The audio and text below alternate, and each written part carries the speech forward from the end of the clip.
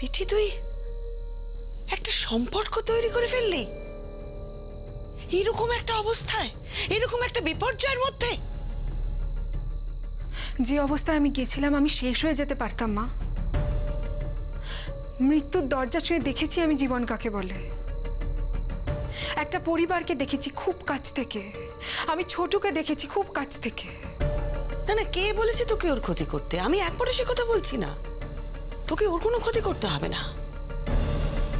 আমি শুধু বলছি যে তুই মিথ্যে কথা বলিস না, বানিয়ে কোনো রকম গল্প বলিস না। যে গল্পগুলো তুই আমাদের বলেছিস, পুলিশ যদি তোকে কিছু জিজ্ঞেস করে দয়া করে বানিয়ে সেই গল্পগুলো পুলিশকে বলিস না। আমার যতক্ষণ প্রাণ থাকবে আমি ছোটকে সর্বশক্তি দিয়ে বাঁচানোর চেষ্টা করব মা। তিথি, যা সত্যি আমি তাই বলেছি মা। এতে যদি তুমি দুঃখ পাও তাহলে আমার কিছু করার নেই। তোমার জীবনের সত্যি তোমার কাছে, আমার জীবনের শক্তি আমার কাছে। আমি এইটুকু সাহায্য করলে যদি একটা মানুষ অন্ধকার থেকে আলোর দিকে আসতে পারে, তাহলে এইটুকু সাহায্য আমি তাকে করব মা। জেনে শুনে কোনো ক্ষতি আমি ছোটর হতে দিতে পারবো না। বাকি কিছু আমি এখনো জানি না, ভাবিনি। আমি শুধু এইটুকু চাই, ছোট নিজে বাঁচুক, ওর পরিবারটাকে বাঁচাক। তুই একটা কথা বুঝতে পারছিস না তিথি, তুই যতই ওকে আড়াল করার চেষ্টা করিস, তুই যতই ওকে বাঁচানোর চেষ্টা করিস, ও যাদের দলে আছে না তারা কিন্তু ওকে আড়ালে থাকতে দেবে না, তারা কিন্তু ওকে ছেড়ে দেবে না। তবে হ্যাঁ, ও যদি পুলিশকে সব কথা বলে দেয়, পুলিশ নিশ্চয়ই ওকে বাঁচানোর চেষ্টা করবে। পুলিশই কিন্তু ওকে বাঁচাতে পারে। তুই ওকে সাহায্য করতে গিয়ে ওর আরো বড় ক্ষতি করে দিস না তিথি। বয়স আর অভিজ্ঞতা দুটোই কিন্তু তোর থেকে আমার বেশি। আমি তো তোর মা, আমি চাই না তোর কোনো ক্ষতি হোক। হ্যাঁ, আমি চাই যে তুই অন্যকে বাঁচা, নিশ্চয়ই বাঁচা, কিন্তু তার সাথে সাথে নিজেও বাঁচ, নিজেকেও বাঁচা। এখন কেন জানি না মনে হচ্ছে ছোট না বাঁচলে আমিও ঠিক মতো বাঁচতে পারবো না মা। তিথি, আমার জীবনের সব থেকে বড় সত্যি আজকে এটাই মা, আমি তোমাকে শেয়ার করলাম। তুমি বলছিলে না একটু আগে আমি তোমাকে এখন আর কিছু বলি না, আমার জীবনের সব থেকে বড় সত্যি কথাটা আমি তোমাকে বললাম মা। এটাই এখন আমার জীবনের সব থেকে বড় সত্যি। তুমি আমাকে প্লিজ ভুল বুঝো না মা, যেটা সত্যি আমি সেটাই বললাম।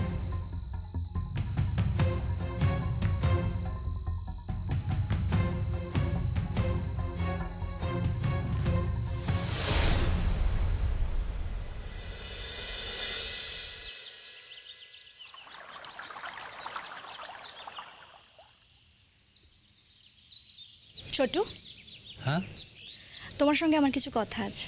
হ্যাঁ বলো। কাল দিঠি কি বললো? দিঠি তো তোমাদেরকেই ফোন করেছিল, তোমাদেরকে যা বলেছে আমাকেও তাই বলেছে, বাড়িতে ঠিকঠাক পৌঁছে গেছে। মিথ্যে বলছো? মানে? মানে তুমি মিথ্যে কথা বলছো। আচ্ছা, তোমাদেরকে মিথ্যে বলার কি আছে? দেখো, মিথ্যে বলার কি আছে সেটা তুমিই জানো, কিন্তু এখন এই মুহূর্তে দাঁড়িয়ে তুমি মিথ্যে কথা বলছো। দিঠি শুধু এটা বলার জন্য তোমাকে ফোন করেনি। আর যদি অন্য কিছু বলেও থাকে, সবটা তোমায় বলতে হবে? হ্যাঁ, বলতে হবে, কারণ আমি তোমার বড় বৌদি, আর বড় বৌদি মাতৃসম, সেটা তুমি জানো না? দেখো ছোটু, তোমার জীবনে তুমি সব থেকে বেশি ভালোবেসেছো তোমার দাদাকে, আর আমি তার স্ত্রী। তুমি আমার কাছে কোনো কথা গোপন করতে পারো না। আচ্ছা, কি হলো বলো তো? সকাল সকাল উঠে এরকম খেপে গেলে কেন? দেখো ছোটু, আমার কিছুদিন ধরেই কিছু বিষয় নিয়ে খুব টেনশন হচ্ছিল, আর সেই টেনশনগুলো আমি একা একা সমাধান করতে পারছিলাম না। তারপর আমি ছেড়ে দিয়েছিলাম, কারণ আমি বিশ্বাস করি যে আমাদের ছোট এমন কোনো কাজ করতে পারে না যেটাতে তার বাড়ির লোকের টেনশন হয়, তারা ছোটুর কথা ভাবতে ভাবতে শেষ হয়ে যায়। কারণ কারণ তার বাড়ির লোক এখনো পর্যন্ত তার দাদার চলে যাওয়ার ধাক্কাটাই সামলে উঠতে পারেনি। কি টেনশন দিয়েছি আমি তোমাদের? কথার উত্তরে কথা বলো না তো। আমি যা প্রশ্ন করছি সেটার উত্তর দাও। কি প্রশ্ন? দিঠি তোমার সমস্ত কার্যকলাপ জানতে পেরেছিল, ওর সেই সুযোগ হয়েছিল তাই, কিন্তু আমাদের সেই সুযোগ হয়নি। কি বলছো তুমি? কি কার্যকলাপ? যা বলছি একদম ঠিক বলছি ছোট। তোমার বাবা মা তারা বিশ্বাস করেন যে আমাদের ছোট কোনো রকম খারাপ কাজের সাথে যুক্ত হতে পারে না। তারা স্বপ্নেও ভাবতে পারে না যে আমাদের ছোট কোনো রকম খারাপ কাজ করতে পারে। কিন্তু আমার অনুমান হচ্ছে ছোট, আমি তোমাকে এখন একদম বিশ্বাস করতে পারছি না। আমার মনে হচ্ছে যে তুমি কোনো খারাপ কাজের সাথে যুক্ত হয়েছো। ঠিক আছে, আমার সম্পর্কে তোমার যদি এইরকমই ধারণা হয়ে থাকে তাহলে আর শুধু শুধু তর্ক করে কোনো লাভ নেই ছোটু, এটা তর্কের বিষয়ই নয়। দেখো, তোমার জীবন তোমার একার নয়, তোমার জীবনের সাথে আমরা সবাই জড়িয়ে রয়েছি। আর এখন যে বিশেষ করে জড়িয়ে রয়েছে সে হলো দিঠি। এসব তুমি কি বলছো বৌদি? এসব কথা বলো না। ছোটু, আমি না বললেই যে কথাটা মিথ্যে হয়ে যাবে তা তো নয়।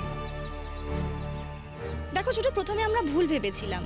তুমি দিঠিকে এই বাড়িতে নিয়ে এসেছিলে, আমরা ভেবেছিলাম তোমরা একে অপরকে ভালোবাসো, তোমরা একে অপরকে বিয়ে করবে, আর সেইভাবেই আমরা দিঠিকে অ্যাকসেপ্টও করেছিলাম।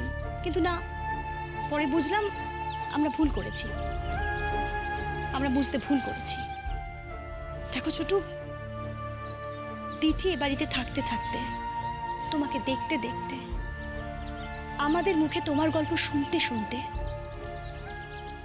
দিঠি তোমাকে ভালোবেসে ফেলেছে ছোট।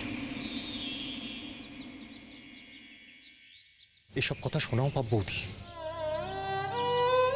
দিঠি দিঠি কোন ফ্যামিলির মেয়ে তুমি জানো, আর না জানলেও অনুমান করতে পারছো। দিঠির মতো একজন শিক্ষিত মেয়ে, ও হয়তো সাময়িকভাবে একটা ভুল করে ফেলেছে, সে ভুলটা ও নিজেই শুধরে নেবে। এই ভুল দিয়ে কোনো কথা না বলাই ভালো বৌদি। ভুল কি ঠিক সে বিচার তো দিঠির কাছেই আছে, আর দিঠি তো একা ভুল করেনি ছোট, ভুল তো আমার দেওয়ারও করেছে। তুমিও তো দিঠির ওপর দুর্বল হয়ে পড়েছো। না, তুমি মিথ্যে কথা বলছো। বললাম তো না, আমার জীবনের ফোকাস অন্য। আর আর দিঠির মতন একজন মেয়েকে আমার জীবনে এনে তার জীবনটা আমি অন্ধকারের দিকে ঠেলে দিতে পারি না। কেন? তোমার জীবনে কি আছে ছোট? সেটাই তো জানতে চাইছি আজ। কি আশ্চর্য!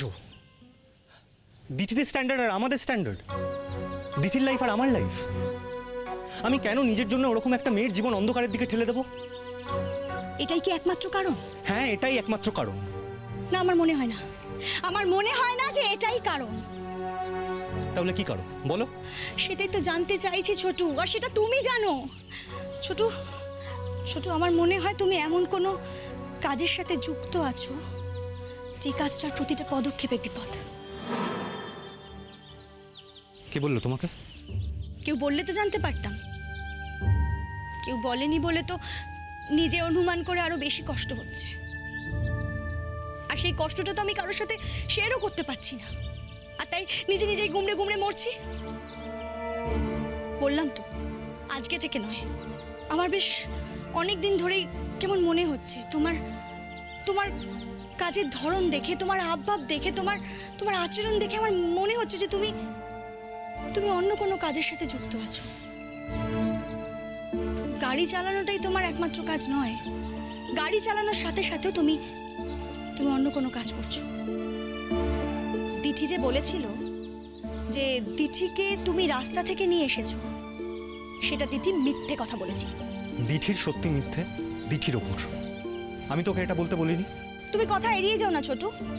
দিঠির সত্যি মিথ্যে দিঠির কাছেই থাক, তোমার সত্যি মিথ্যে কার উপর নির্ভর করবে ছোট?